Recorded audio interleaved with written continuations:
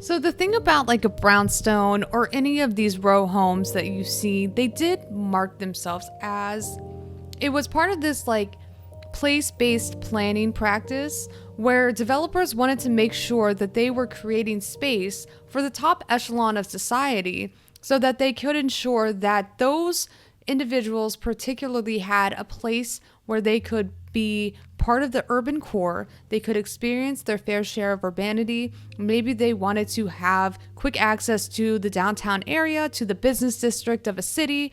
And this was always a really exclusive opportunity for only the richest of the rich, right? Because typically a city came down to offering pockets of isolated segregation to those who did not qualify for a mortgage to live in the suburbs, right?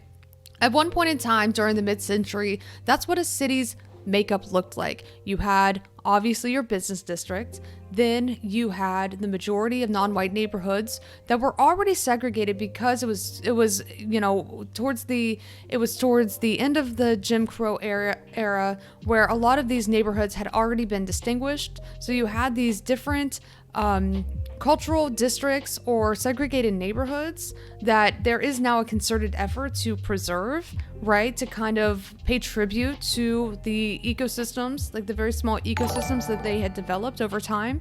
But then you also had like the brownstones. You had the richest of the rich who did live in the city, who lived in these secured pockets that were also segregated. And it was a way for the rich to alienate themselves in a city, right? Where they could have the opportunity to experience city life, right? But then they also put in the money to be able to secure this spot in these prime locations that served as a status symbol. Like I said, it was serving a status symbol and letting, for all intents and purposes, letting the world know that you have the means to live here.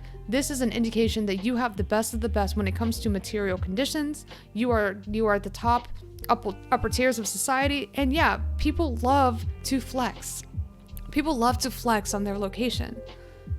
It is a top driving force to keep working harder, right? The whole pull yourself up by the bootstrap mentality does kind of lead us to want to work a little harder to get to a nicer area in a lot of ways.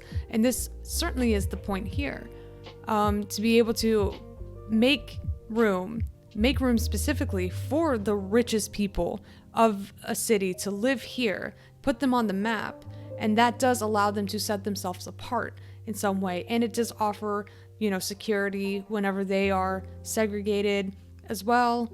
They are cut off from lower income communities, and we're starting to see this mentality manifest whenever it's becoming more popular to commodify these downtown areas. This is leading to gentrification, where it's just becoming more popular to move back into a city. And this same mentality continues on. It's evolved a little bit, but you still do like to flex on where you live in a city. And this is the reason why a lot of developers are starting to demolish old neighborhoods that are not preserved right now, that are historically non-white, that do end up in that does result in displacement.